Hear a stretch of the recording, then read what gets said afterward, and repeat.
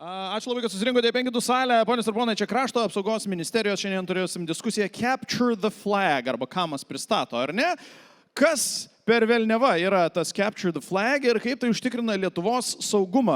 Mano šiandienos pašnekovus aš tučtojau, labą dieną, sveiki, aš tučtojau pristatysiu, bet pradžioje mes norėtumėm, Šarūnas mums padės iš pradžių atsakyti į temos klausimą, ar ne, kas po galais yra tas Capture the Flag, tai mums reikia šiokio tokio intro, mums reikia šiokio tokio pagrindo šiai mūsų diskusijai, tai Šarūnai, aš kaip suprantu, jūs mus šiek tiek nušviesite apie tai, ar ne?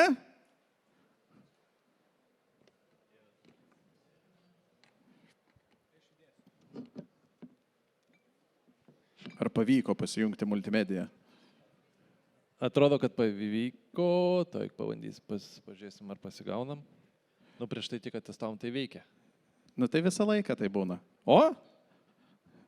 Tvarkoj, tai pagrindinis klausimas vis tik tai yra, kas tas yra Capture the Flag. Tai mes sakome, kad tai yra žaidimo forma įgyti laužimo žinias, įgyti esminį pranašumą prieš kitus ir dienos pabaigoje būti už tai apdovanota etiškai ir tas apdovanojimas yra vėliavėlė. Kas galėtų būti vėliavėlė, tai mes sugalvojame labai trumpą demo. Čia pilna mes turime įrenginukų, kurie yra labai panašus į kažkokius tamagočius. Kiekvienas hakeris nešiojasi jį ant kaklo, kaip pakabuką. Ir viena iš jų, čia yra net keli variantai, aš pasiėmiau tam, kad pademonstruoti jums. Ir greičiausiai žinote tokį dalyką, kad tam, kad patekti į kažkokias tai patalpas, reikėtų turėti ID kortelę ir su ją piptelti prie durų ir praeiti. O kas jeigu Capture the Flag vėliavėlė yra šitas ID numeriukas, kad jį gauti? Ir man reikės, Povilas turi matau ID, jo, man reikės ID kortelės. Ir mes su jumis pabandysime greitojo būdu gauti vėliavėlę. Gal, Povilai, galiu pasiskolinti trumpam? Žinoma. Duodu savo darbinę kortelę hakeriui, kad pasižiūrėtų, ką gali ištraukti. Visiškai saugu, visiems rekomenduoju. Jo, tai veiksmas labai paprastas, paprastai tai užtrunka kelias sekundės, bet kadangi reikėtų jums rodyti kaip demo, tai einame pro šoną, įsivaizduokite, ir turime žaisliuką.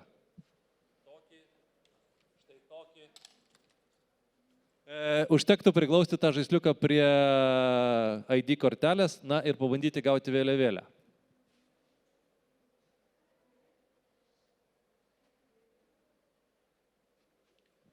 Tam, kad nežiūrėtumėte į vidų, kaip tai atrodo iš vidaus, tai greitai suprogramavome jums vaizdinį interfeisą, kad suprastume. Tai pirmalį prisijungime prie įrenginuko.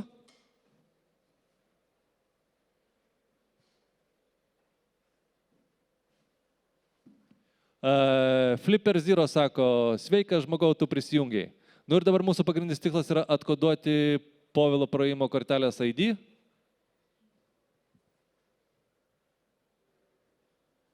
Balsuojam, kiek sekundžių? 2. 1, 2. Tar.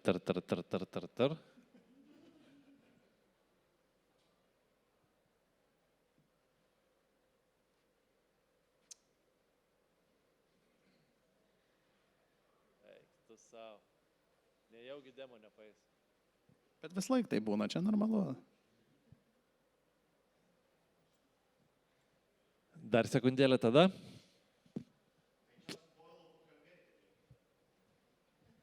Turite omeny paklausti Povilo, kokie yra duomenys tos kortelės. PIN kodą paprašyti. Čia yra ta stadija, kai jau prašom kortelės savininko PIN kodą. Rašom jam mailą, prisistatome Nigerijos princu. Prašau, dar čia reikia kažkokių patvirtinimų. Aš persingiau kitą įrenginuką.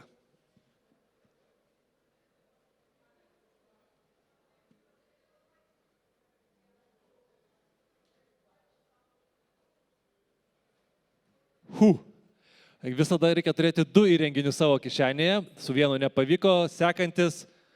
Taip, turime Povilo ID, kuris baigėsi 9A ir ką aš iš to turiu? Savo vėliavėlę A, B. Šitą kopijuoju į RFID kortelę ir einu Povilo vardu per duris. Sveikinu atvykus į Capture the Flag. Ir ant scenos noriu pakviesti Pijų, noriu pakviesti Justą, prašau prisėskite ir Povilai noriu pakviesti ir jūs. Ir mes šiandieną ir pakalbėsime apie šitą, kas čia per Capture the Flag dalykas. Nors, aišku, jau ten, kol mes stovėjom, aš sakiau šitiem dviem bičiukams, sakau, žiūrėkit, o kas yra va tie va dalykai. Ir jie man bandė pakankamai moksliškai paaiškinti ir sakau, ne, ar galiu, ar nėra, kad aš su tuo dalyku galiu, kad nenusikeikt, pavogti šalia savo namų esančio vieno tokio šlagbaumo duomenis ir paskui šlagbaumą tą atsidaryti. Ir jie man sakė, kad taip. Taip. Tai aš kaip suprantu, mes galėsim po šito pokalbio pasikalbėti apie tam tikrus funkcionalumus, nes yra vienas toks šlagbaumas, kurį man labai reikia atsidaryti ir aš kaip matau, jūs man galėtumėt padėti tuo klausimu. Gerai, tai ponios ir ponai, Capture the Flag. Ok, supratom dabar tos vadinamosios vėliavėlės principą, ar ne? Bet iš esmės pabandykite, čia turbūt į Povilą kreipiuosi dabar, ar ne? Pabandykite vis tiek paaiškinti tada čia susirinkusiems, plačiai kalbant, tai apie ką mes čia šnekame, bet kaip aš formulavau mūsų susitikime, ar ne, čia yra kažkas labai panašaus į kažkokį tai tarsi hackatoną, bet ne hackatonas tai yra. Kas tai yra? Tai yra kažkokios užduotys, ar ne? Paulai, tai jūs gal pratęskit mintį. Taip, tai užduotys, gal kad paprašiau įsivaizduoti, manau, dauguma iš jūsų yra girdėję apie matematikos olimpiadas. Tai įsivaizduokite, kad tai būtų matematikos olimpiada išskyrus to, kad jūs sprendžiate matematinius uždavinius, jūs įsilaužinėjate į puslapius, jūs bandote išsiaiškinti kodus, jūs nagrinėjate programinės sistemas ir pačias programas.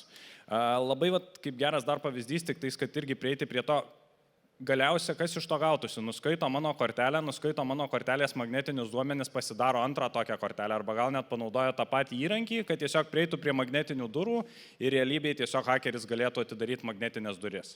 Tai manau, daug kas iš jūsų irgi turite darbo korteles ir įsivaizduokite, kad tiesiog praeivis gali su tokiu aparačiuku, 3 sekundės nuskaito duomenis, su tuo pačiu aparačiuku prieina prie tų magnetinių durų ir jas atidaro.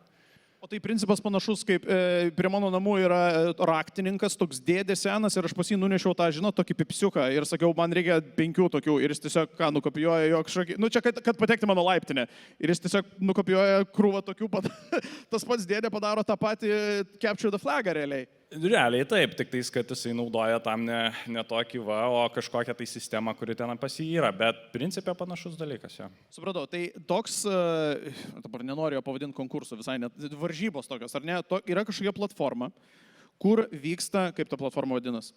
Jo, tai yra platforma, mes šiuo metu turime NKSC 2 skirtingom varžybom. Tai yra viena moksleiviam, kuri vadinasi kibernetinis maratonas, tai ir kita platforma, kuri yra nuo 15 iki 25 metų, tai įsitraukia ir studentai, yra Cyber Sprintas.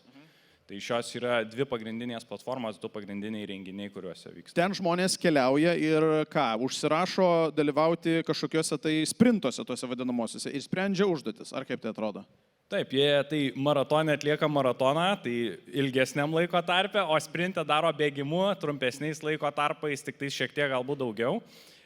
Jo, tai prisiregistruoja, jie gauna prisijungimus užduočių sprendimo platformas, kuriuose jie mato užduotis ir gali tiesiog jas spręsti.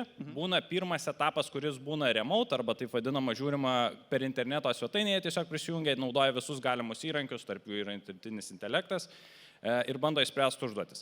Antrasis sprinto etapas vyksta... Čia norėjau įsiterpti, ar ne? Tai tai pirmasis vyksta, jūs ateinate kažkokią platformą, ar ne? Aš ar teisingai pertikiu, ateinate kažkokią platformą, ten yra užduotis, jūs jas sprendžiat, ar ne?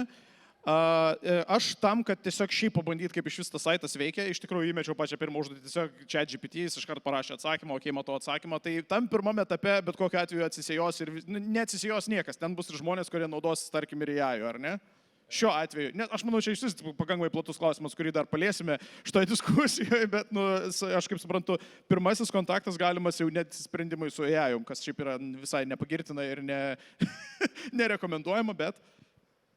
Čia toksai, vėlgi, labai gilus filosofinis klausimas, iš tikrųjų, tos AI-jaus naudojimas, bet grįžtant prie to, kad lengvesnės užduotis taip. Įsidedi, išsprendžia AI-jus viskas gerai, dėl to yra šiek tiek problemų, kuriant su užduotimis tokių CTF-ų, bet kita vertus yra užduočių, kur, jei jūs tau nepadės išspręsti, arba užduotys yra specifiškai kuriamos, kad jei jūs jų neišspręstų.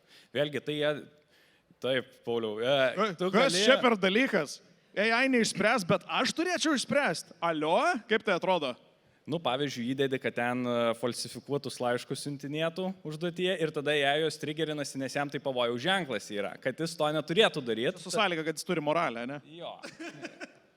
Bent pakol kas tai veikia. Supratau, tai gerai, tai pirmas etapas taip, kaip atrodo antrasis etapas? Antrasis etapas dabar sprinto vyksta gyvai. Susirenka top 25 dalyviai iš kiekvienos amžiaus grupės, tai yra jaunesnė amžiaus grupė ir vyresnė. Ir jos, turim pažymėti, yra dvi, ar ne? Kaip tik ir turime atstovus iš vienos ir kitos, tam tikrą prasme. Okay, Ir tada, kai vyksta viskas gyvai, tai yra vienas etapas, kuriame bent šiais metais sprendė be interneto visiškai visas užduotis, tai čia net negalima. Ta prasme, ką jie pasiruošę, jie gali lokaliai būti įsirašę dirbtinį intelektą, leidome naudot. Abu du vaikinai čia tai ir padarė, bet esmė tame, kas pasiruošę, tie išnaudoja tą faktą, kas nepasiruošę, neišnaudoja, bet net jeigu be interneto sprendžia užduotis, tas dirbtinis intelektas, jis nėra toks stiprus, kaip tas, kurį jūs pasiekėte per internetą. Tai pirma dalis yra be interneto, o antroji dalis yra jau ta, kurioje galima naudoti internetą ir šiais metais leidome naudoti visus įrankius. Tai tarp jų buvo ir dirbtinis intelektas. Šiuo atveju labai kas yra irgi svarbu ir apie ką galbūt mažiau yra kalbama, kad dirbtinį intelektą naudoti irgi nėra taip paprasta, kaip tiesiog nueiti į ChatGPT ir jūs pasirašo tą, ką jūs norit pasirašyti. Nebent sprendžiat pirmą užduotį kaip aš, tada taip. Nebent.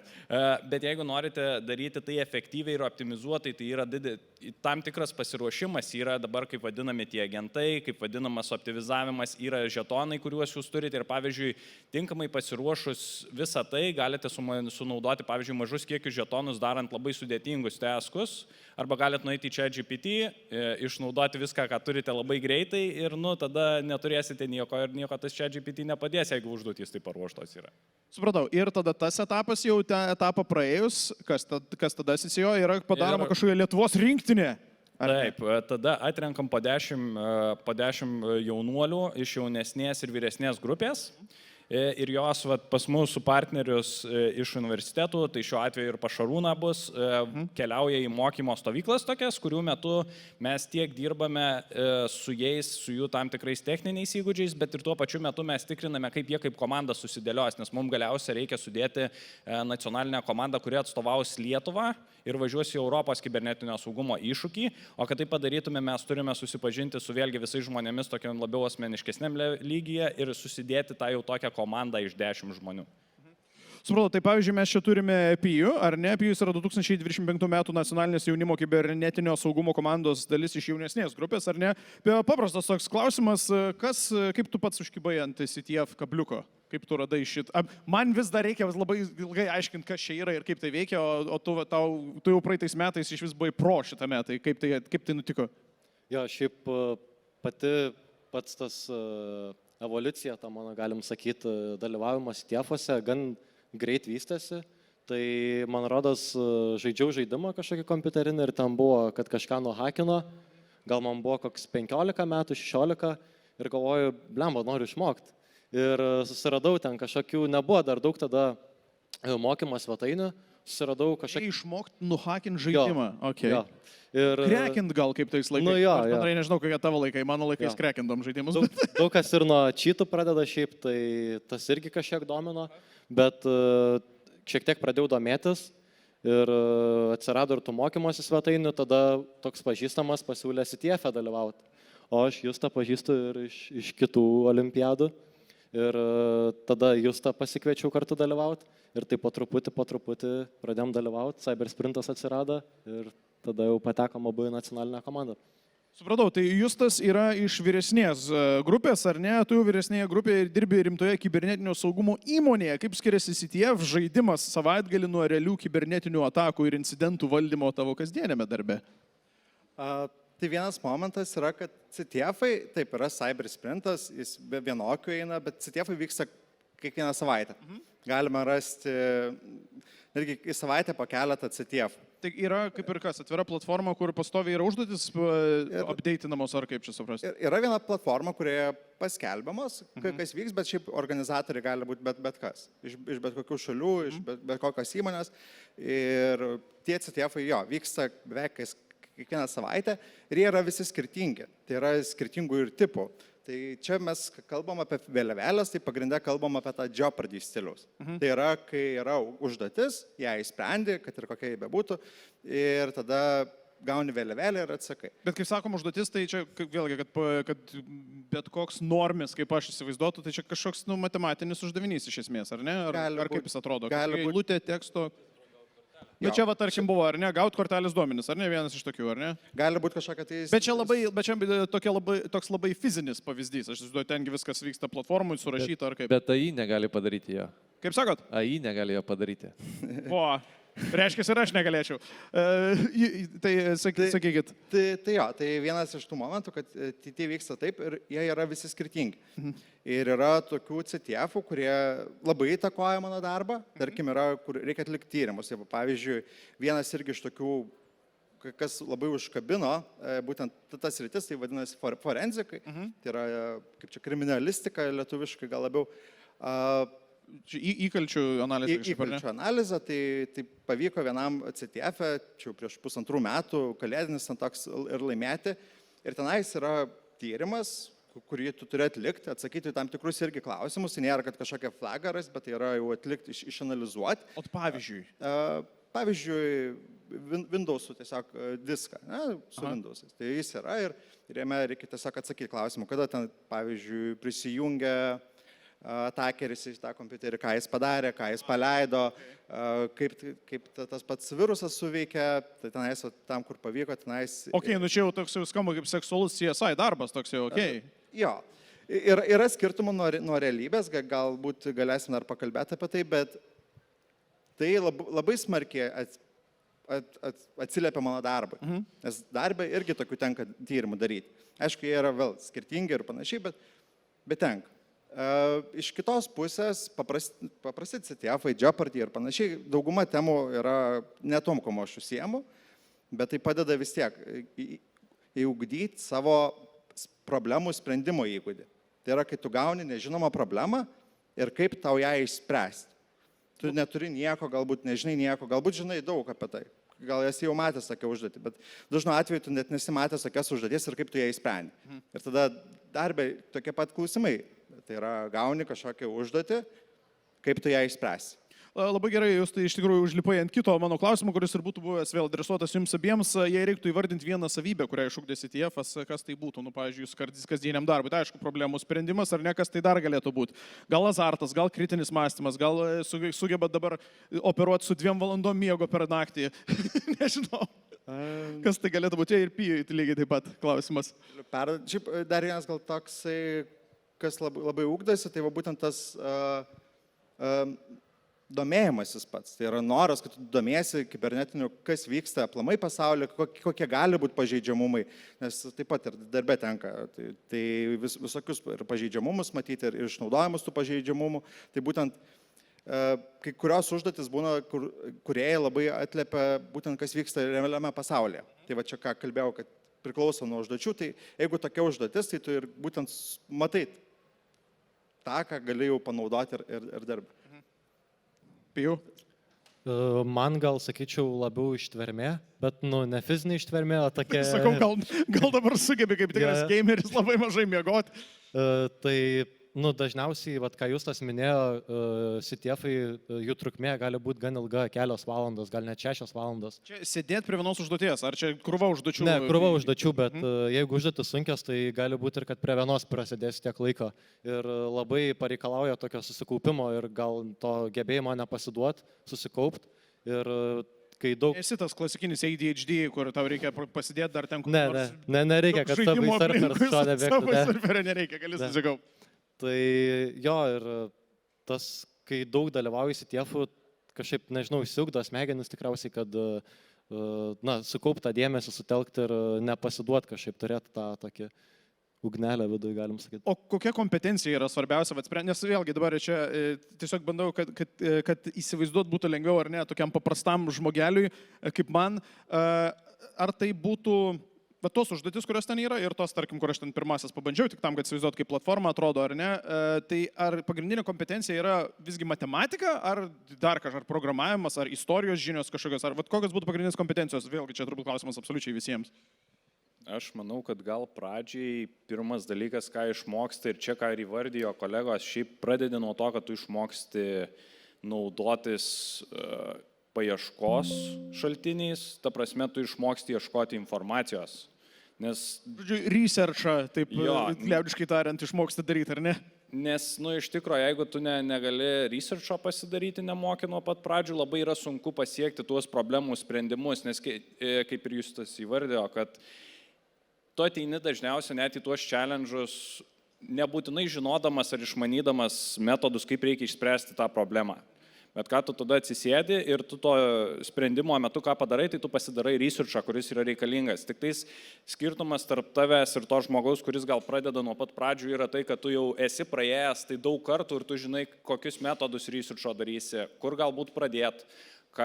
Ir pas tave bus to smalsumo užtenkamai, kad, kaip sakė Pijus, kad palaikyti tą liepsnelę, nes kaip tu prasėdi prie problemos, 4 valandas, tada biškai pasidaro sudėtinga nepasiduoti. Tai tada tą ugnelę reikia savyje skatinti. Tai šitie keli dalykai, šitos pagrindinės kompetencijos. Nes šiaip tai iš daug ko susideda, kaip ir minėjom, matematika yra... Nes ten pačios pirmos, nuėjus tą platformą, kur galėjau pasibandyti, ten pačios pirmos tos užduotis turėjo grinai matematinės, tarkim, kaip lygtis iš esmės, tik tai jų atsakymai ten jau turėjo kažkokį sąryšį su istoriniais įvykiais ir panašiai.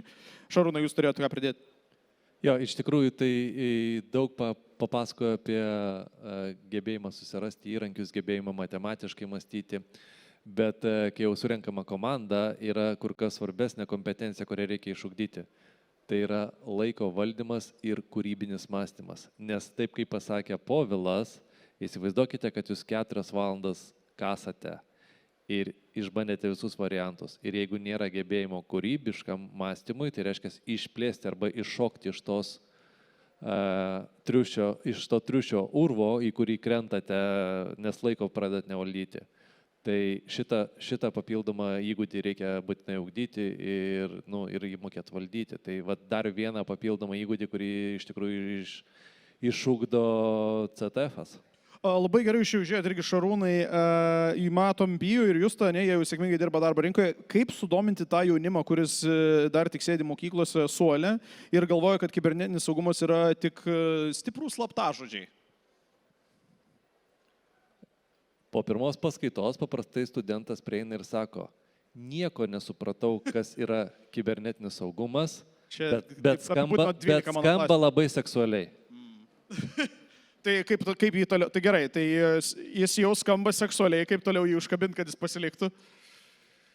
Ja, tai kiekvienas dėstytojas, arba reiškia tas, kuris pertikinėja žinias, vienareikšmiškai turi susilyginti su vidurkinti grupę. Tai čia svarbiausias yra dalykas.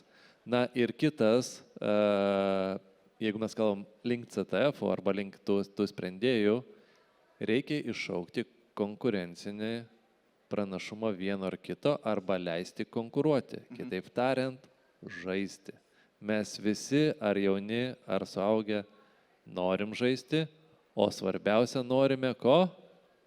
Laimėti. Ar CTF formatas, čia vėlgi Šarūnui, yra geriausias edukacinis įrankis pasiekti šią TikToko kartą ir kodėl? Na, turbūt nesiryšiu atsakyti geriausias. Bet vienas iš bet jeigu mes kalbėsime apie tai, kad įsivaizduokite, kiek mes įvardinome galimybių jaunam žmogui turėti A, fokusą, B, žinias, C, gebėti atsirinkti tikruosius šaltinius, o ne visą mėšlą, kurį mes gauname per socialinę mediją. Nesvarbu, nebūtinai TikTokas, yra dar ir geresnių kanalų. Nesidalinkite jais. Jo, tai supraskite tai, kad žmogus tampa savarankiškas ir gebantis atsirinkti tiesą. Valdantis situaciją, tai yra tai, ko reikia jam, kad jisai taptų rinkos dalyvių. Gerai, Pijus ir Justas yra šiaip čia turbūt Povilui ir Šarūnui būtų klausimas, bet Pijus ir Justas jau yra kaip ir du geri labai pavyzdžiai įsilieję į darbo rinką, ar ne, bet bendrai šnekant dabartinėje Lietuvos darbo rinkoje, kiek vertinamas yra, grinai CTF-ų, sakykime, CTF-ų problemų sprendimo įgūdis, kiek jis yra darbo rinkoje dabar vertinamas, ar vis dar reikia tų 10 metų pradirbusių veteranų visokiose pozicijose, kur reikia, kad būtumėt jaunas, bet iškart su 20 metų patirties, žinot, tą memą. Tai kiek yra vertinamas tas CTF įgyti įgūdžiai jau dabar? Vėlgi sakau, Justas su Pijum jau yra geri pavyzdžiai, kad jie jau dirba toj srity, bet bendrai tariant.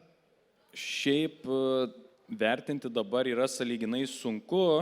Aš manau, kad čia gal net Justas galėtų pakomentuoti šitą, kiek iš tikrųjų vertinama darbo rinkoje tas specifinis dalykas yra. Nes aš įsivaizduoju, kad tie įgūdžiai tai tikrai panaudojami, bet kiek kompanijos mato tai kaip tipo, čia yra gera platforma, geros žinios, geri įgūdžiai, imam jau dabar šitos žmonės dirbti į, kad ir kibernetinio saugumo kažkokias kompanijas. Jo, dėl pačių įgūdžių tai yra taip, kad pati veikla Lietuvoje TCTF yra gan jauna, jeigu mes kalbame apie nacionalinį lygmenį. Jeigu mes kalbame apie tarptautinį lygmenį, tai organizacijos jos geriau pažįsta šitus dalykus, jos žino, kas tai, kokie tie specialistai būna, kuriuos su tai dirba ir jie geriau įvertina tas žinias. Nacionaliniu lygiu, aš sakyčiau, gal nėra dar taip pasivyję, kad taip gerai įvertintų kaip tarptautiniu lygmeniu, bet vėlgi mes dėl to ir čia Komikone turime tą panelę, kad galėtume pabiškiai judėti link to, kad ir nacionaliniu lygmeniu būtų labiau tai vertinama. Bet čia gal jūs tai sakau iš tavo pusės. Tai aš jį pritarčiau, bet manau, kad požiūris keičiasi. Šiai dienai kaip kur pataikysit, kai kas labai vertins, kai kas labai teigiamai pažiūrės. Aš asmeniškai pradėjau, kur dabar dirbu, NRD Cyber Security, tai pradėjau iškart po mokyklos, nestudijavęs. Studijos dar ateis laiku, bet po kol kas dar ne. Arba ne. Arba ne. Tai į mane pažiūrėjo irgi skirtingai, būtent HR, tai yra tas žmogiškų išteklių, pažiūrėjo pažiūrėjo mane kaip į nieką, kaip į vaiką, bet tada buvo kas pažiūrėjo mane labai rimtai. Tai kaip pažiūrėjo labai rimtai ir darbino, ir toliau visa veikla tęsiasi tom ir labai tom džiaugiuosi. Tai priklauso nuo žmonių, nuo požiūrio. Keičiasi į pozityvę pusę, nebėra to, kad reikia būtinai ten irgi įvairių daug sertifikatų, kurie dauguma tų sertifikatų nieko net nepasako, tai irgi žmonės labiau žiūri į teisingus, kad sertifikatai būtų į tokias žinias, tai būtent kaip sprendi problemas, kaip dalyvauja, kaip ir panašiai. Manau, ir Pijus gali šitoje vietoje paantrinti. Ir tiek. Šarūnai, jūs turėjot ką pridėti? Įsivaizduokite, kad mokymasis, nesvarbu kokioje mokymosi institucijoje jūs pradėjote ir tęsėte, tai jums suteikia unikalią galimybę išmokti mokintis, o CTF-as yra toksai žargonas hands-on, tai reiškia, išmokina jūs dirbti galva ir rankomis. Taigi, baigę ten 3, 4, 5, priklausomai kiek metų mokysitės studijas, ar ne? Studijas, jūs turite unikalų CV, kur jūs sakote, aš turiu kvalifikaciją, tai reiškia, turiu įgūdžius mokintis, ir B, aš turiu didžiulę praktiką, nes X metų dalyvauju CTF-os, tai reiškia, jeigu aš būčiau IT saugos kompanija, žinočiau, jisai žino šitos įrankius, viskas aišku, kurio yra pozicija. Rankomis dirbti ir galvą daužyti incidentus. Taip. Tai čia, bet tai labai geras, tik tai tas kabliukas buvo čia su sąlyga, kad kompanija žino CTF vertę, čia vadinkim taip, ar ne? Tai... Jo, bet tu vis tiek, jeigu esi CTF-nikas, tikėtina, kad neisi į pieno perpildymo kompaniją. Visai ten gali būti. Ne, be jokios mes kalbam apie jo digital sektorių. Pavilai, jūs turėjote kažką pridėti, mačiau? Ne. Aš turiu pridėti, mano žodžiai nebuvo nieko prieš universitetus ir manau, kad universitetai yra tikrai svarbi to dalis viso ir mokymosi, ir ugdymosi, ir CTF tai yra taip pagalbinė priemonė, kuri padeda kaip tik įsigilinti labiau ir kaip tik sudominti žmonės į tai įsitraukti. Tai čia komentaras nuo manęs, kad nieko prieš universitetus tikrai ir pats tik panašu, kad studijuosiu dar ateityje. Labai gerai. Povilai, Krašto apsaugos ministerija ir NKS palaiko šį projektą ne šiaip savo, tai paaiškinkite mums, kaip 10-mečių ar 17-mečių sprendžiami SITIEF uždaviniai tiesiogiai prisideda prie Lietuvos saugumo ir visuomenės atsparumo hibridinėms grėsmėms. Taip, tai labai paprastas yra tas klišė atsakymas. Kritinis mąstymas, visi gauna kritinį mąstymą, vis gerėja. Jeigu taip giliau pasižiūrėjus, tai vėlgi net grįžtant prie to klausimo specialistų, kuo mes daugiau turėsim kibernetinio saugumo specialistų, tuo mūsų šalis bus saugesnė. Nesvarbu, ar jie dirbs viešam sektoriui, ar jie dirbs privačiam sektoriui. Ar pieno fabrike.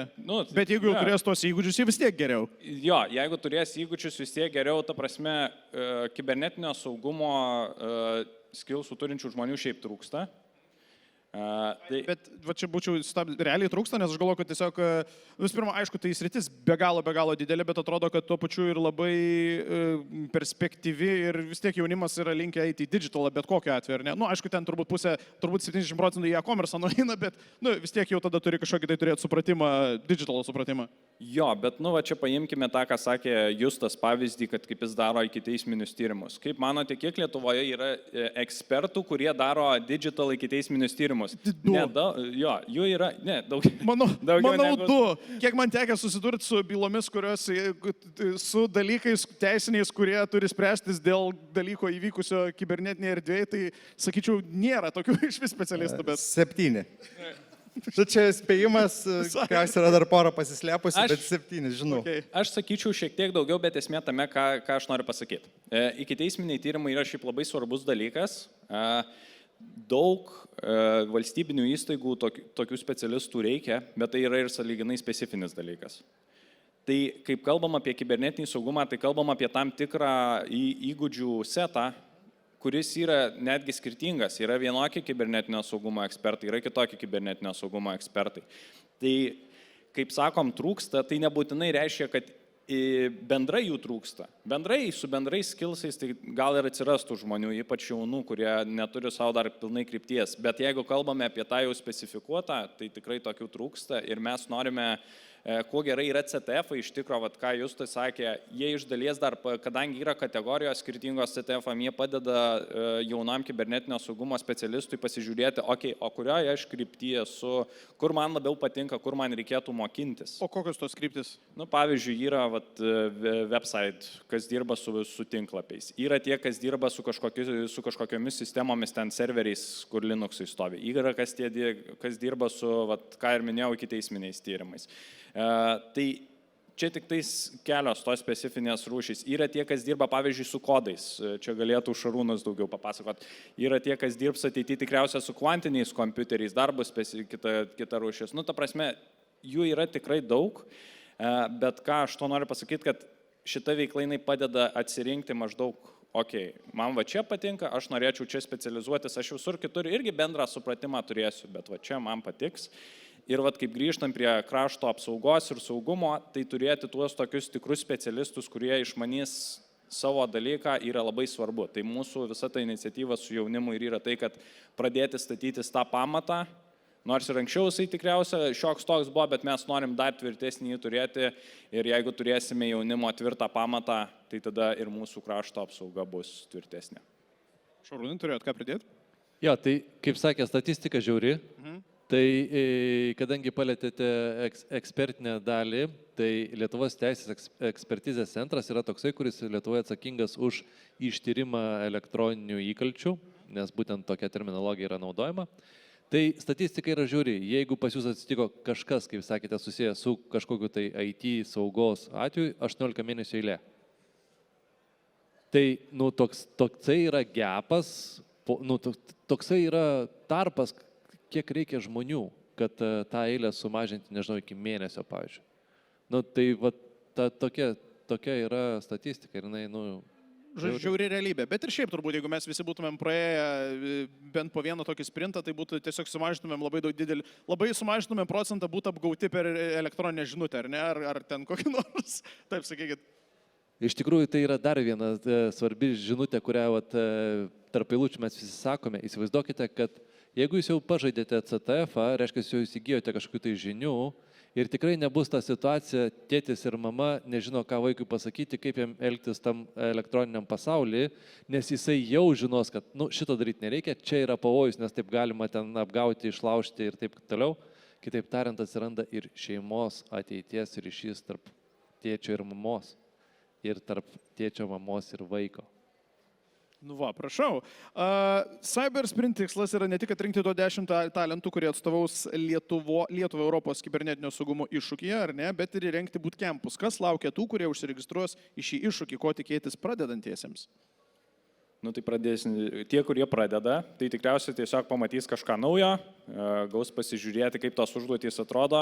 Ir čia irgi gal viena ta tokia svarbi dalis viso šitos veiklos, tai kad jaunas žmogus jisai pamatys gal filme, serialę, hakina, fainai Vis atrodo. laik su šito norėjau surišti, kad čia viskas yra hakinimas ir labai cool ir kaip atrodo filmas. Jo. Tai čia kažkas truputėlį tokio. Jo, bet va čia gal ir yra tas, kad daug romantikos yra filmuose ir serialuose, tada tu ateini ir supranti, romantika pasibaigė, dabar reikia man atsisėsti ir pradėti googlinti arba naudoti ChatGPT, kad suprasti, kas čia vyksta. Tada tu pradedi, tada ta biški romantika dingsta, iki tol, kol tu prieini užduotį, kur ten reikia, vėlgi, kaip sakė kolegos, spręsti 5 valandas. Tada tu susitinki, kad jau ten tikrai romantikos nėra. Ir tada čia irgi labai svarbus yra momentas, kad kai kurie žmonės supras, kad tai gal ne jiem. Ir čia irgi yra gerai. Nes jeigu žmogus supranta, kad tai ne jam, tai automatiškai, tas romantika ta pasibaigė, šitas dalykas ne man. Bet kitas save atras tenai ir jis važiuos toliau su tuo. Tai abiem būdais tai yra tik pozityv dalykas, nes žmogus gauna savo kryptį. Bet grįžtant toliau, aš manau ir jie galbūt pasakys, kad dalyvaujant tokiuose CTF-uose, po to žmogus, kaip ir sakiau, dingsta iš pradžių ta romantika, bet po to dalyvaujant kažkuriuo momentu jinai netgi sugrįžta, nes tu kai pradedi po 5 valandų, tu kai randi tą sprendimą, tai labai greitai ta romantika grįžta ir tada tu pradedi jaustis, kai tas hakeris serialė, kur... Tu jau tada tampi to hakeriu, ar ne? Tada tu jau tampi to hakerių serialę. Tai šita dalis sugrįžta. Tai labai įdomus tas momentėlis ir naujam žmogui, ką jisai pamatys, tai yra tai, kad iš pradžių tos romantikos greitai neliks iš serialų į filmų, o po to galbūt jinai ir sugrįž. O Pijau, tada dar tavęs paklausiu, tai visgi, vėlgi, pabandyk kažkaip nupasakot man, nes aš ten, kai užėjau tą platformą, tai ten, sakau, yra, tarkim, kažkokios kaip matematinės užduotis, jos yra trumpos, jos yra greitos, ten, aišku, yra, kaip ten pirmasis laiptelis įėjimas į tą platformą, ar ne, įėjimas į CTF-us, arba čia mes matėme pademonstruotą labai greitą kažkokį tai veiksmą, o tai kaip atrodo, aš praktiškai prašau konkretaus pavyzdžio, bet gal to pavyks kažkaip per aplinkui papasakot, kaip atrodo 5 valandų procesas prie vienos užduoties, kas tai? Tai gali būti. Plius, ir dar, tik pasakysiu, ir plius, gal ir gali kažkaip nuskambėti, kad 5 valandas prie vieno dalyko sėdėti, nežinau, kaip skamba kitiems, turbūt eiliniam žmogui tai atrodo kaip kažkoks sunkus darbas, bet jeigu tai yra kažkoks cool dalykas, į kurį tu esi įsigilinęs, tai koks skirtumas 5, 8, ar tarsi žmonės būna 72 valandas žaidžia žaidimą kompiuterinį, tai čia viskas su to yra gerai, čia galima padiskutuoti. Tai bet kaip atrodo, kas per 5 valandų užduotis, kaip jį dėliojasi? Tai gali būti keli variantai. Paprasčiausias gali būti, kad galbūt užduotis tokia paprasta kaip šita gali būti, bet tu neturi nemenkiausio supratimo, kad būtent taip reikia prie jos prieiti. Kad reikia, pavyzdžiui, Flipper Zero ir tu nekaip jas neįspręsi iki tol, kol neįsiaiškinsi, kad tau to reikia. Tai čia paprasčiausias pavyzdys. Gali būti taip pat užduotis čia aukštesniam lygiui, tai kur gali būti kelios kategorijos surištos. Ten galbūt tu įsilauši website, rasi kažkokį kodą ir tau dar reiks tą kodą nulaužti. Taip, ne, tai yra jau keli sluoksniai užduočių. Jo, ir kuo daugiau tų sluoksnių, dažniausiai tuo natūraliai ir daugiau laiko reikia, nes tu turi kiekvienam sluoksniui išsiaiškinti ir iš esmės kaip atskirą užduotį spręsti. Tai gali ir tai būti. Skamba kaip tas vėlgi labai romantizuotas įsilaužimas į Pentagoną. Tiesiog daug sluoksnių užduočių. Šarūnai, jūs kažką norėjot pridėti. Just that simple. Ja, tai tą pavyzdį paminėsiu, kodėl AI, pavyzdžiui, negali spręsti pavyzdinės užduoties. Tai įsivaizduokite, kad jūs sprendžiate kažkokią tai elementarią užduotį, kur AI jums suranda atsakymą, nežinau, reikšmė ABC, ir ta reikšmė nieko nereiškia ir niekur netinka. Kitaip tariant, tai niekaip netampa vėliavėlė ir jūs pradedat nervuotis, jūs sėdite, jūs ieškote variantą, kodėl netinka, nes įspręsta. Ir galų gale jūs suprantate, kad reikia iš realaus pasaulio, tai yra iš mūsų šito kambario, pereiti į virtualų pasaulį, pavyzdžiui, pereiti į ingress lygmenį, kur šita vėliavėlė arba šitas skaičius reiškia koordinatę, kuriuom reikia nueiti ir pažiūrėti, koksgi ten sėdi pavadinimas. Žiūrėkit, makes sense, ar ne? Nes tas skaičius arba tas rezultatas makes sense tik tam tikram kontekste, kurio nežinoje. Jo, ir tame jau levelyje tu gauni į tą sekančią vėliavėlę. Ir taip gali tau tų lygmenių pridėti tiek ir tiek. Gali būti, kad vėl grįši į realybę ir vėl jisai netiks, o reikės jį panaudoti dar toliau, nes pasirodys, kad šita vėliavėlė yra Google geolokacinis adresas ir reikia užsidėti ant Street View, pažiūrėti, kas vis dėlto tas per pastatas yra, ant jo yra pavadinimas, lentelė, kuris ir yra vėliavėlė tikroji. Bliama, čia šiaip skamba žiauriai įdomiai. Vat viskas, tokį, kokį jūs papasakot, man tai čia, jeigu referuojant į tai, ką Povilas sakė, žiauriai romantiškai skamba. Nu, iš tos pusės čia skamba žiauriai romantiškai. Šitą norėjau tada dar, tai jūs man labai gerai dabar paaiškinot, kaip AI jūs gali nebūtinai padėti, bet jūs užsiminėt, kad kažkokia apimtim, ir kaip Povilas irgi šiek kalbėjo, kažkokia apimtim buvo galima naudoti AI, bet dabar liktais žada uždrausti, ar tiesa, ar ne, ar kas čia per taisyklės, netaisyklės. Čia gal, atsiprašau, čia tas uždrausti, gal čia tarptautiniam jau Europos čempionate turbūt, ar ne?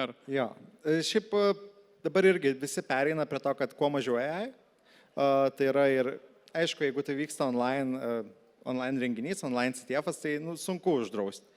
Kaip bebus, žmonės naudosis, žmonės tam spręs. Bet žmonės į renginį atsineša savo prietaisus, ar ne, ar į varžybas? Ne, taip pat varžybas, jeigu tos vyksta, CTF-ai vyksta online, kaip ir sakau, kiekvieną savaitę galima rasti. Taip. Tai tokiu atveju sudėtinga uždrausti, bet kurios vyksta gyvai, kaip pavyzdžiui Cybersprintas arba tas Europos kibernetinio saugumo varžybos, tai tenais jau galima tas taisyklės ir modifikuoti. Ir jau buvo tokiu atveju, kai modifikuoja, pavyzdžiui, duoda AI, bet duoda jau kažkokį irgi ten pamodifikuotą, kuris būtų visiškai durnas. Pažindintas su AI, tiesiog kvailas. Visiškai kvailas ir jis nieko nesugeba įspręsti, bet duoda, naudokit. Nieko daugiau negaliu naudoti, apart šituo. Tai jo, tai tas AI, čia klausimas, aišku, yra gilesnis. Visi su savom nuomonėm, visi skirtingai mato tai. Tam tikrą prasme, galės sakyti, realiam gyvenime naudosi AI, tai kodėl ne, ar ne? Jo, realiam gyvenime. Irgi tam tikrą apimtim, jeigu kalbam apie krašto apsaugą, turbūt, kad nemesi į ChatGPT dokumentų ir neprašysi dalykų. Irgi klausimas. Jo, klausimas. Fair enough. Jo, nes Claude, pažiūrėkite, kaip gražiai vieną iš paskutinių atakų sugeneravo. Prašau, aš iš tikrųjų Claudo labai esu daug prisisaugęs TikToko, jo, visokiausių bairių. Pijau turėjai ką pridurti. Aš dar norėjau įsiterpti dėl CTF-ų, tai ir online CTF-ai, kur yra, kur kovoja su to ar bando kovot, tai būna, pavyzdžiui, netikri, būna žmonės įkelia write-upus vadinamus, tai yra sprendimai tų užduočių ir būna, pavyzdžiui... Seniau mokyklai, kur negali tiesiog parašyti 3, turi parašyti kaip prie atsakymą, ar ne? Tai, pavyzdžiui, būna, kad įkelia netikrą sprendimą ir yra kažkoks netikras flagas. Ir būna, kad jai tiesiog randa internete tą flagą ir duoda tam žmogui, kuris sprendžia su jajum, o jis net nepatikrina ir įdeda tą flagą į sistemą. Įsiduoda, kad naudoja. Jo, ir įsiduoda, kad naudoja. Tai yra visokių, aišku, dar gudresnių būdų, bet čia vienas. Yra dar įdomesnis variantas, kada yra, pavyzdžiui, užimti tvirtovę, tai reiškia, kas pirmas užėmė flagą, turi kitas permušti. Tai, perkovoti. Yra tų scenarijų labai daug, jie paimti visi iš realybės, kaip mes žaisdavom kažkada stovykloje, tą vėliavą iš tikrųjų reikia pavogti. Yra komandos... Senas geras stuku arba kažkaip kitaip, jeigu iš kito krašto esate. Komandos prieš komandas irgi lošia, irgi variantas. Tai, yra daug variantų. Povilai, tai pridėk. Jo, aš tik tais gal tokį paskutinį komentarą. Šiaip labai daug kalbam apie AI. Yra, kaip ir sakė Justas, įvairios nuomonės. Viena vertus, AI-us jisai nepadeda žmonėms išmokti naujų techninių sugebėjimų, kas yra blogai, ką Pijus minėjo, jeigu žmogus įmeta į AI, išmeta atsakymą, įdeda, nesuvokia, ką padarė, bet ale įdėjo atsakymą padarė. Ir kaip Šarūnas sakė, Klodas irgi jau dabar programuotojus keičia beveik vietoje. Bet čia tam tikrų lygių. Jo, bet šitas nėra gerai, bet kita vertus yra tas kitas momentas, ką irgi minėjau prieš tai su sprintu, AI-us. Žiūrint, kaip į AI žiūrėsi, AI naudojimas irgi yra įgūdis, kurį, kad ir kaip mes norėsime ir kad ir kaip mums galbūt nepatinka, būtų geriau turėti specialistus, kurie tą įgūdį lavina, negu jį ignoruoja, arba AI ignoruoja, arba panašiai. Tai CTF iš dalies irgi gali būti vieta tam, bet tada ten keičiasi specifika. Esmė tame, kad žiūrint tokiam plačiam big picture žiūrint, tie jaus įgūdžiai, jie bus svarbus ir jie bus tam pačiam lygmenį kaip ir kibernetinio saugumo įgūdžiai. Ir dabar gal juokiamės, kad krašto apsaugos sistemoje į čia GPT failus deda, bet ateityje gal tie jai gins mus nuo priešiškų valstybių. Tai apie tai irgi reikia pagalvoti. Jūs tai? Jo, dar vienas toksai komentaras, tai yra, vyksta kartais CTF-ai, kaip minėjau, yra daug įvairių tipų CTF-ų, patys jie gali skirtis, tai yra keletas, bent vieną, tai tikrai žinau, kuris vyko, kad būtent kas sukurs geriausią agentą spręsti CTF-ui. Tai yra CTF-o užduotis, bet visas tikslas buvo susikurti agentą, kuris įspręstų užduotis. Ok. Na ir aš paskutinį vinį tada dėl AI kalsiu dar. Aš tai siūlau žiūrėti tai kaip į įrankį, nes reikėtų žiūrėti taip, kad jeigu parduotuvėje perki peilį, tai yra keli būdai su juo pasinaudoti. Galėjai sustepti sumuštinį? Gali. Arba padurt kaimyną, taip. O gali būti taip, kad jo tiesiog savarankiškai nukrito ant peilio 9 kartus. Ja. Ir toksai variantas irgi yra. Tai jeigu tikslas AI yra įdėti užduotį ir gauti atsakymą, tai turbūt šita dalis ir atsifiltruoja lengvai žmonių ir jie nepatenka į tą 10-tuką top, nes jų toksai ir uždavinys yra, tiesiog paimti ir pasportuoti. O yra tie, kurie tą AI, nesvarbu, kas ir bus ir bukesnis ar kas, bet jis žino, kad man reikia dabar, kad jisai man parašytų kodą trumpą, kuris padarys štai tokius 2-3 veiksmus tam, kad aš patekčiau į kitą lygmenį. Ir tai yra įgūdis. Labai gerai, japonai, nebėra jau laiko, tai ką pasakytumėte jaunuoliui ar jo tėvams, kuris dabar abejoja, ar verta spausti, registruoti cybersprint.lt svetainėje? Na, kodėlgi nepabandžius? Kodėlgi nepabandžius yra geras sloganas, jūs tai... Nesitelpant, mano visa karjera ir prasidėjo ne nuo cybersprinto, bet nuo vieno CTF-o paprasto ir nuo to išaugo iki to, kad esu dabar rimto lygio ekspertas, rimtoje kompanijoje ir panašiai. Tai tikrai verta bent subandyti bent vieną kartą, pasižiūrėti, pažaisti, gal išspręsti užduočių, galbūt nepavyks, irgi tai yra rezultatas, kurį reikia suprasti, vertinti ir tiek. Verta išsibandyti saugumo labui, tėvynės labui. Pijau, turiu kažką pridėti? Jo, tu tiesiog norėjau pasakyti, kad labai pritariu Povilas, ką minėjo, kad gerai, nes sužinos ar jiems, o gal ir ne jiems irgi gerai, kad sužinos tai. Gal tiesiog sužinos, kad esat genijus, turit nerealų įgūdį ir mums jūsų reikia, ir mūsų šaliai jūsų reikia. Šarūnai. Jo, o įsivaizduokite, jeigu jūs susiregistravote ir pabandėte, tai sekantį pirmadienį atėję pasakėte, o ką tu veikiai savaitgalį? Aš tai su hakeriais CTF-e kovojau. Prašau, čia yra geriausias kabliukas prie watercooler talk arba lifte, ar ne? Gal kas nors turi iš auditorijos klausimų? Mes ten turime mikrofoną, bet galite tiesiog rėkti iš vietos, tiesą pasakius. Jeigu turite kokį nors klausimėlį, tai prašau šaukit, užduokit, laiko realiai šiaip nebeturim, bet nei vieno. Gerai, tai viskas reiškia yra labai aišku, visi registruojamės į cybersprint.lt ir visi sprendžiame CTF-us ir Povilai, tai prašau, užbaikite. Jeigu kam nors patiko ar įdomiai skamba ir norėtų... Panelę turite, ar ne? Jo, mes turime standą lauke po šitų potentais, kur yra policija, kur yra kariuomenė. Galite pabandyti įsilaužti į puslapį. Jokių žinių iš anksto jums tikrai nereikia, mes parodysime ir pagaidinsime jūs, kaip tai atrodo, bet tiesiog pamatysite maždaug iš principo, kaip tai yra daroma. Ir jūsų ir kortelės nenuskaitysit, ar ne? Ne, kortelių neskaitysime, šiuo atveju laušimės į puslapius. Labai gerai, tai ačiū labai jums visiems, ačiū visiems susirinkusiems. Pasiplokite savo, paplokite mūsų pašnekovams ir ačiū Komikonui.